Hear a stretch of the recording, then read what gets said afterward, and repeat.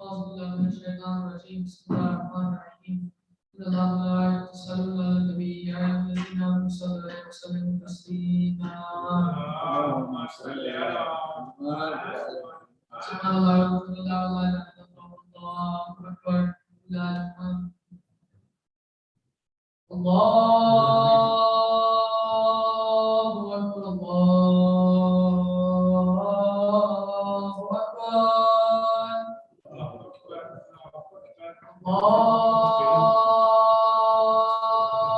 أكبر الله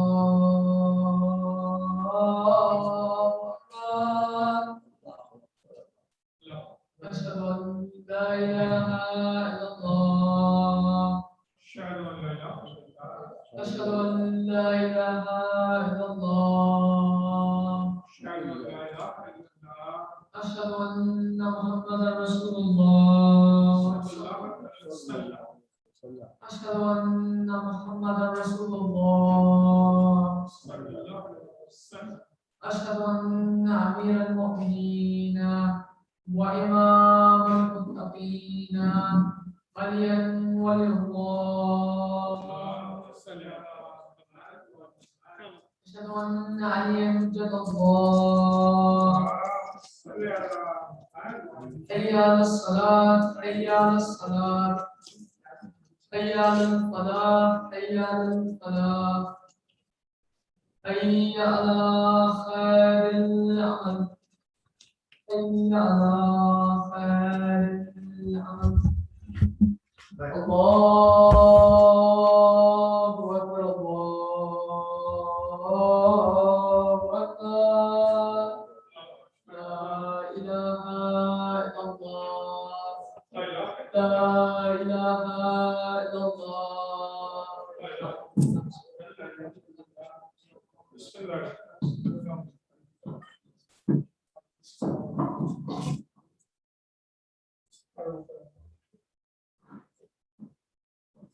أكبر الله أكبر أشهد أن لا إله إلا الله أشهد أن لا إله إلا الله أشهد أن محمدا رسول الله أشهد أن محمدا رسول الله أشهد أن عليا ولي الله أشهد أن عليا حجة الله حي على الصلاة حي على الصلاة حي على الفلاح حي على الفلاح حي على خير العمل حي على خير العمل قد قامت الصلاة قد قامت الصلاة الله أكبر الله أكبر لا إله إلا الله.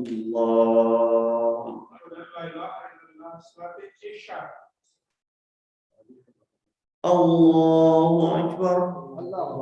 بسم الله الرحمن الرحيم الحمد لله رب العالمين الرحمن الرحيم مالك يوم الدين إياك نعبد وإياك نستعين اهدنا الصراط المستقيم صراط الذين أنعمت عليهم غير المغضوب عليهم ولا الضالين.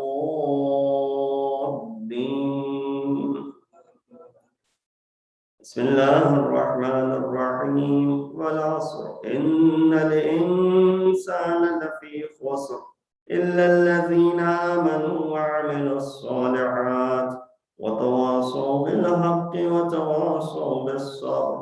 الله أكبر.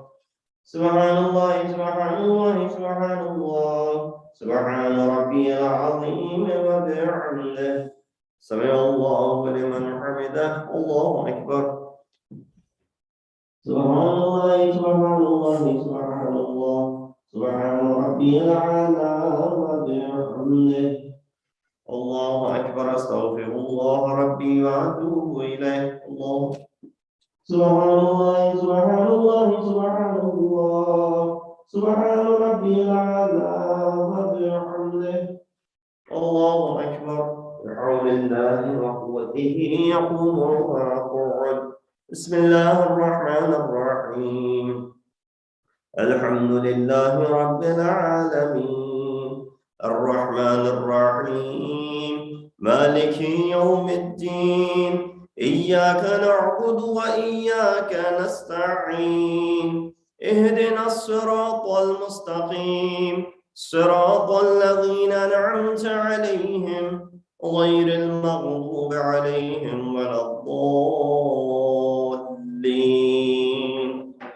بسم الله الرحمن الرحيم قل هو الله أحد الله الصمد لم يلد ولم يولد ولم يكن له كفوا أحد.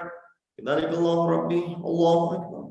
اللهم صل على محمد وآل محمد. رب أوزعني أن أشكر نعمتك التي أنعمت علي وعلى والدي وأن أعمل صالحا ترضاه. اللهم صل على محمد وآل محمد. الله أكبر.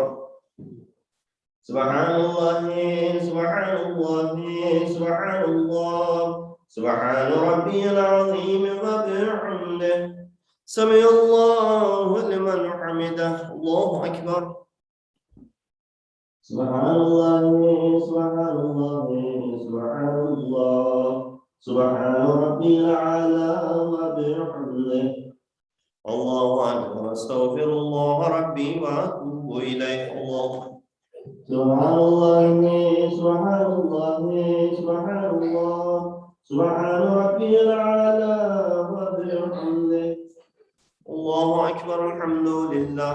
أشهد أن لا إله إلا الله وحده لا شريك له وأشهد أن محمدا عبده ورسوله.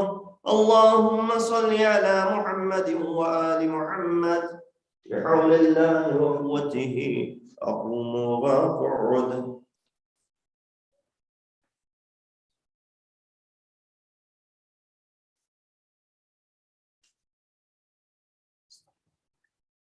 الله أكبر.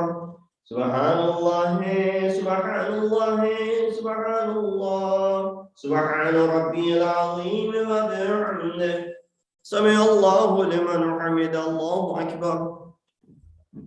سبحان الله سبحان الله سبحان الله سبحان ربي الأعلى وبحمده. الله أكبر. أستغفر الله ربي وأتوب إليه. الله سبحان الله سبحان الله سبحان الله سبحان ربي الأعلى وبحمده. الله أكبر. بحول الله وقوته يقوم وأقعد.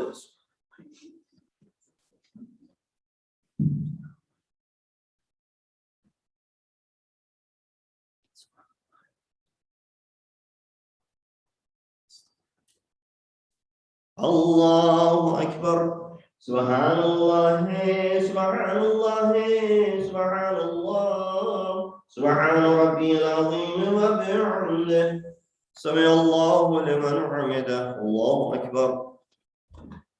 سبحان الله سبحان الله سبحان الله سبحان ربي الأعلى وبحمده.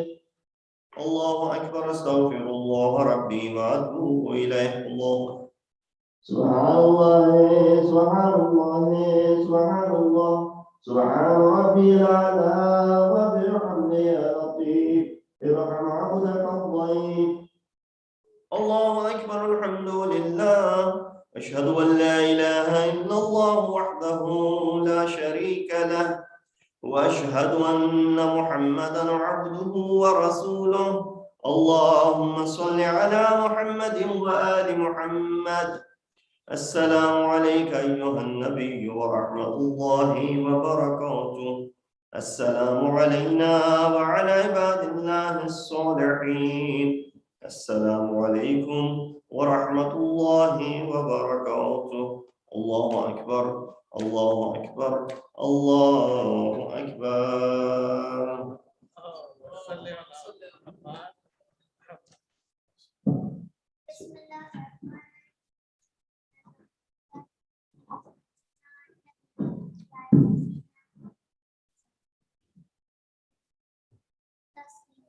اللهم صل على محمد وآل محمد.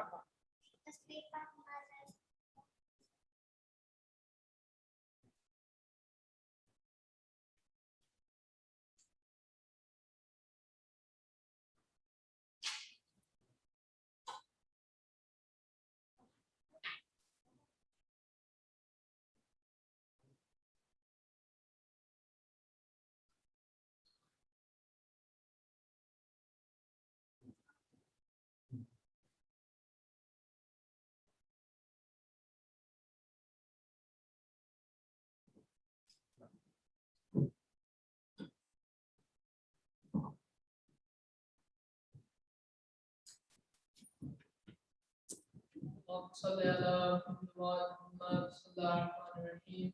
اللهم إنه ليس للمؤمن غير السقيم وإنما أجابه باختراف تقتل ولا قلبي وأجل بقلبه البلدان أنا فيما أنا قلب حيران لا أدري في سهل وأم في جبل أم في أرض أم في السماء أم في بر أم في بحر ولا يدري من قبل إيمان وقد الإنسان علمه إنك وأصحابه بيديك وأنت الذي تقسم بالكتاب تسببه برحمتك. اللهم صل على محمد وآله وجل يا ربي رزقك واسعا ومطلبه سهلا وما خذه قريبا ولا تهنني بما لم تقدر لي فيه رزقا فإنك غني عن عذابي وأنا فقير إلى رحمتك. وصل على محمد وآله وجل أنت بفضلك إنك ذو فضل عظيم. اللهم صل على Please offer two rakat namaz hadiya mayyit from marhum Mir Akbar Ali Ibn Mir Mustafa Ali Abdi, who was buried earlier today.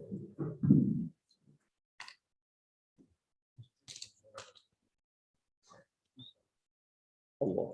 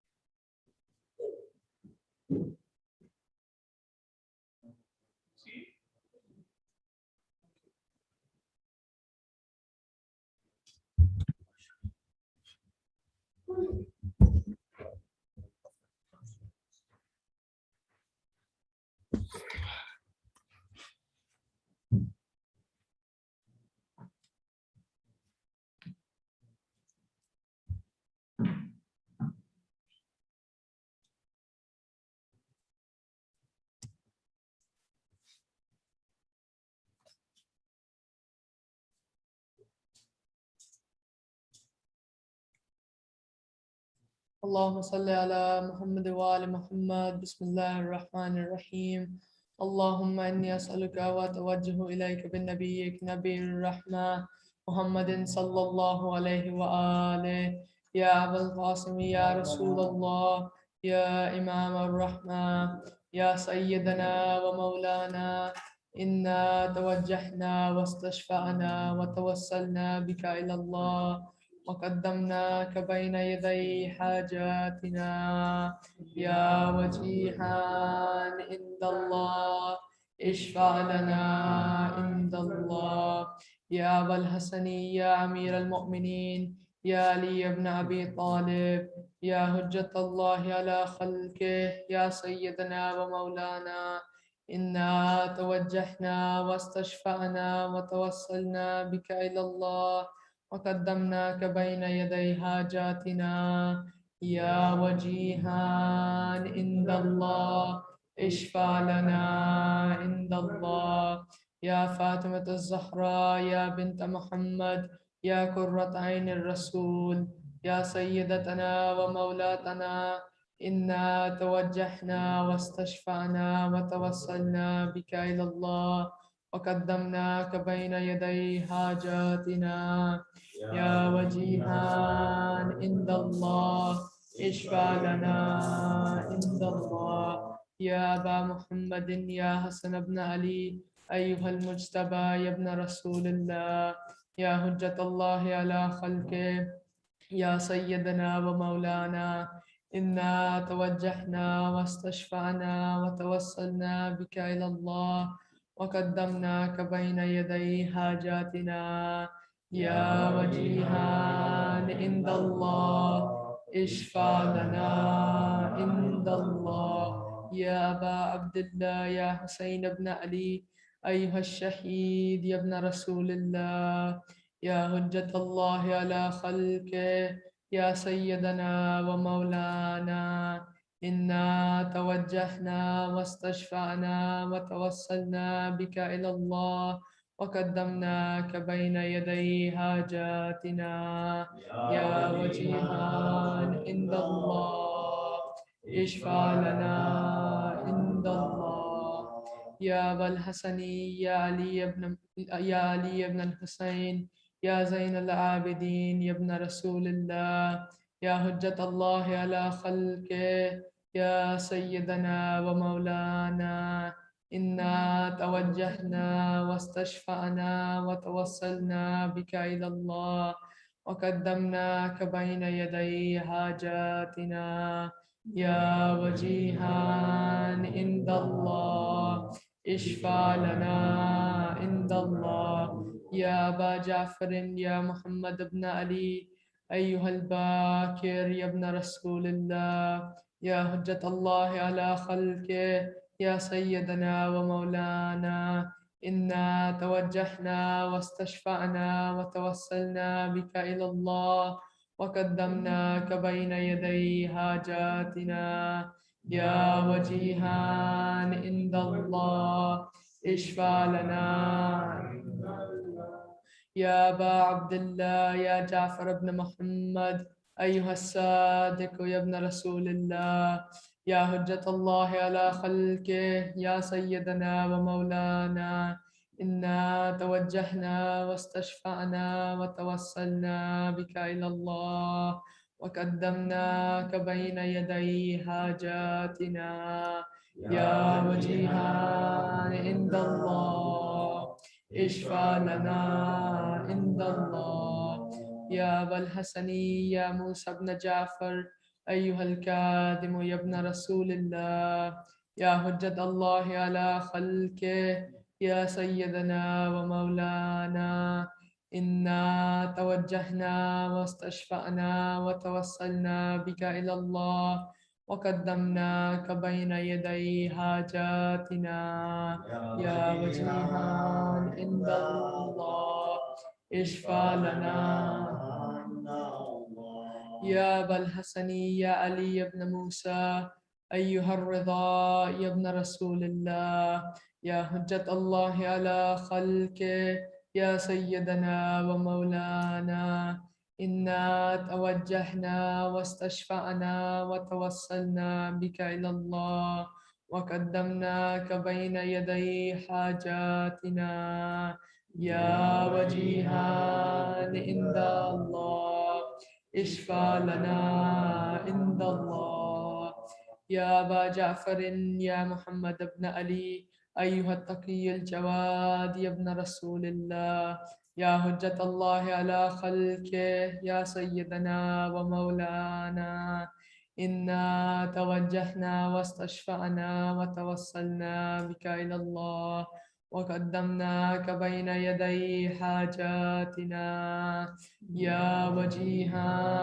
عند الله اشفع لنا عند الله يا أبا الحسن يا علي بن محمد أيها الحاد النكي يا ابن رسول الله يا حجة الله على خلقه يا سيدنا ومولانا إنا توجهنا واستشفعنا وتوسلنا بك إلى الله وقدمناك بين يدي حاجاتنا يا وجيها عند الله اشفع لنا عند الله يا أبا محمد يا حسن بن علي أيها الزكي العسكري ابن رسول الله يا حجة الله على خلقه يا سيدنا ومولانا إنا توجهنا واستشفعنا وتوسلنا بك إلى الله وقدمناك بين يدي حاجاتنا يا وجيها عند الله اشفع لنا عند الله يا وسي الحسن والخلف الحجة أيها القائم المنتظر المهدي يا ابن رسول الله يا حجة الله على خلقه يا سيدنا ومولانا إنا توجهنا واستشفعنا وتوسلنا بك إلى الله وقدمناك بين يدي حاجاتنا يا وجيها عند الله اشفع لنا عند الله حاجات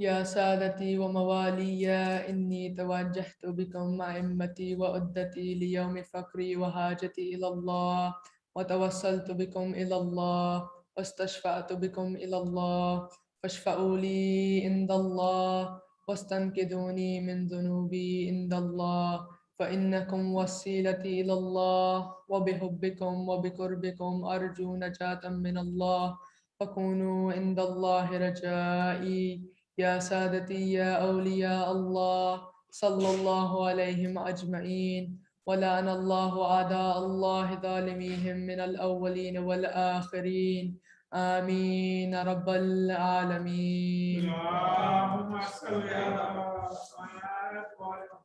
سورة الفاتحة.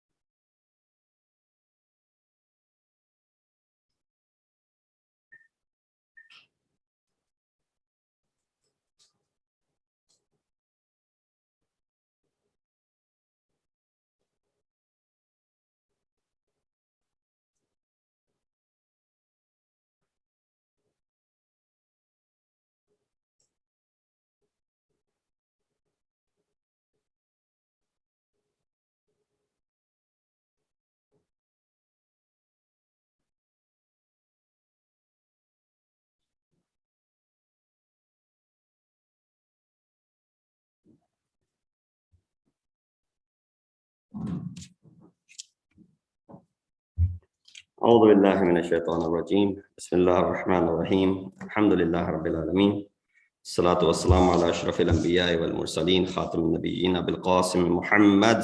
اللهم صل على وأهل بيته الطيبين الطاهرين المعصومين الذين أذهب الله عنهم الرجس وطهرهم تطهيرا. أما بعد فقد قال الله تبارك وتعالى وقوله الحق وهو أصدق القائلين. بسم الله الرحمن الرحيم. إنما يخشى الله من عباده العلماء إن الله عزيز غفور. صدق الله العلي العظيم. صلى الله على محمد وآل محمد.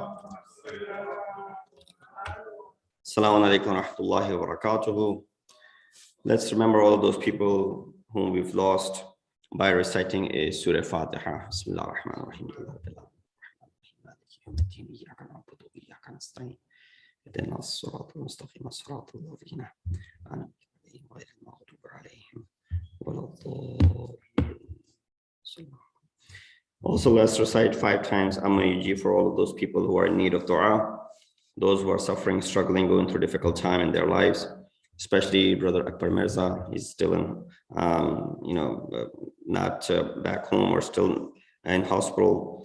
And other people who have requested for dua. Let's recite this Amma Yujib. Bismillah ar-Rahman ar-Rahim.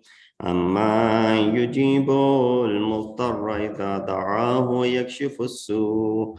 Amma yujibu al-muttarra idha da'ahu wa yakshifu as-su'. Amma yujibu al-muttarra idha da'ahu wa yakshifu as-su'. أما يجيب المضطر إذا دعاه ويكشف السوء.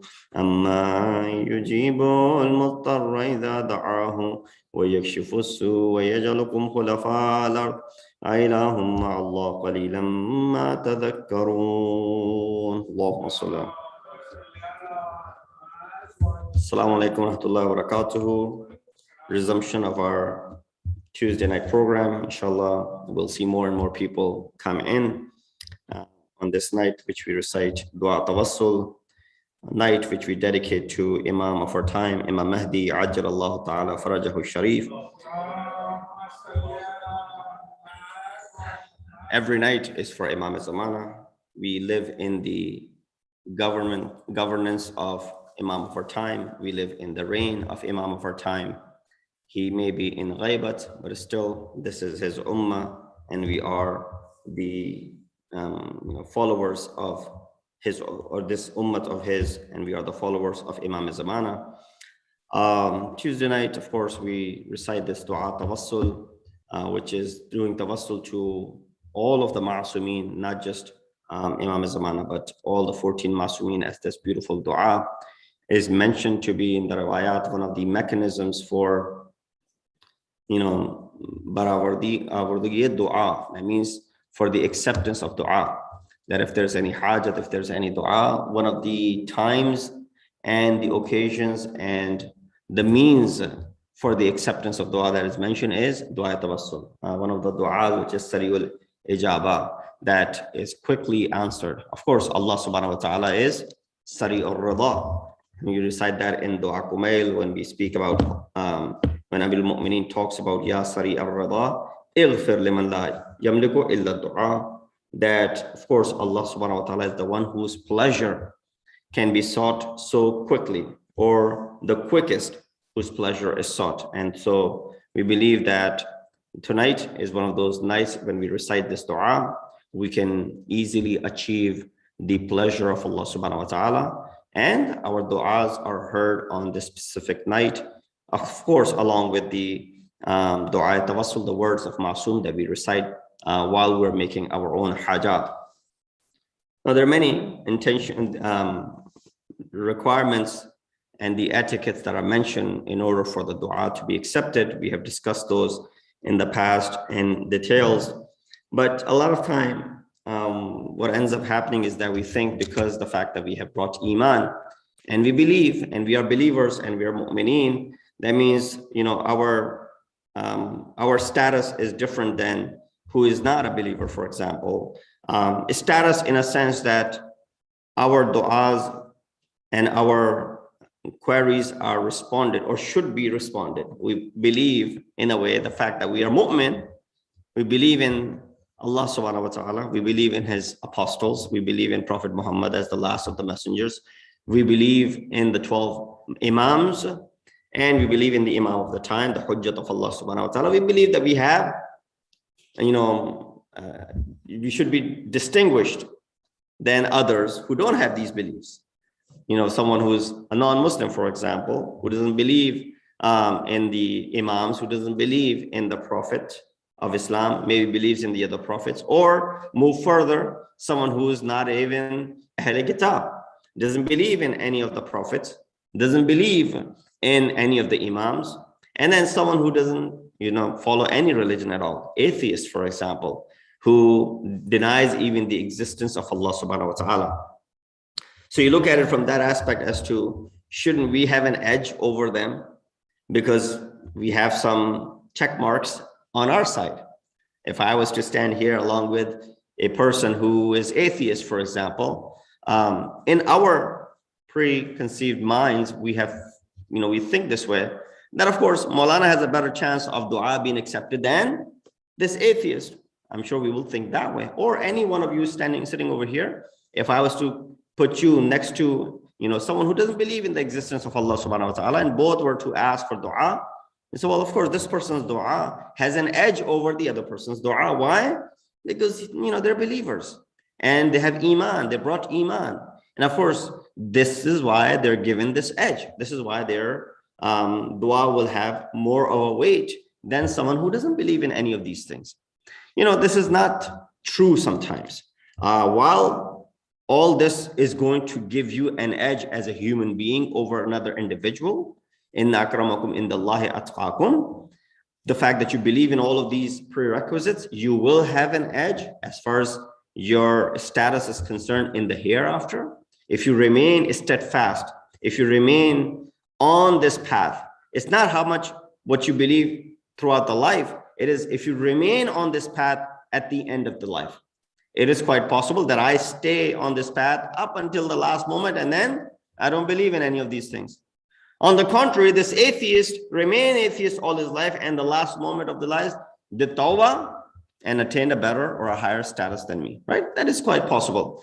But at the moment, if I was to put two people, one an atheist, one who's a believer in the wilayat of Amir al-Mu'mineen, the wilayat of Ma'asumin, the wilayat of the hujjat of Allah subhanahu wa ta'ala on earth, and you say, well, of course, this person should have an edge over this other person. Then why is it that we see that this person who's the mu'min, his dua may not be accepted, but the one who's ghayri mu'min, or even does not even believe in Allah, munkir of the existence of Allah, their du'as are sometimes accepted, or they are probably in a better state. So these sort of questions arise, and we start questioning that if our faith is really telling us the truth, if our faith is definitely the right faith, if it is the correct faith, because that's these sort of questions then arise in your mind.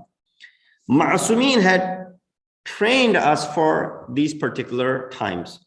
Whenever you see, for example, today as a whole, you might see that non-Muslim population, for whatever reason, we're not going to go in the reason because I don't have time. I'm going to probably, inshallah, finish all this in the next 3 or 4 minutes. For whatever reason, we see that, of course, Muslims are not in the best of the states at the moment, best of the conditions at the moment. Throughout the world, you look around the world, you look at the Middle East, you look at, Far East, you look at here, even United States, in the Western countries and other places. You don't find that, Islam or Muslims are in the best of the conditions, right? It won't be an understatement. Some of this has to do with our own wrongdoings. Some of this has to do with some other external factors as well. But the fact that you're a mu'min, don't think that everything is given, without hard work. Everything is presented to you without, much work. Oh, we are entitled to this. No, nobody's entitled to anything. You work hard, and then you achieve it. That's the reason Ma'asumin had prepared us for these sort of occasions. When we start questioning our minds, that is our deen correct? That we do all that the deen asks us, still we see ourselves to be suffering, struggling, this and that. This is the call of Amirul Mu'mineen. He said, Man ahabbana ahlul bayt falyasta'id lil faqri jilbaba. This is from Nahjul Balagha, one of the sayings of Amirul Mu'mineen. He says, Man ahabbana, whoever loves us, the ahlul bayt. So Imam gave this xxxx. He closed the doors, right? Those who are the lovers of Ahlul Bayt. That is as close a circle that it gets. Then you have those who are outside of the circle. They might still be Muslims, but they don't have the love for Ahlul Bayt the way we do, for example. And then you go further outside of this, you have Ahlul Kitab. Then you go further outside of this circle, you have, for example, the atheists. So this is the most inner circle. Man ahabbana Ahlul Bayt.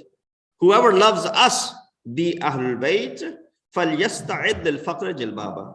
Then that person should get ready for faqr, for poverty to overtake him, or to, something which covers him up. He should get ready, prepare himself for faqr and poverty.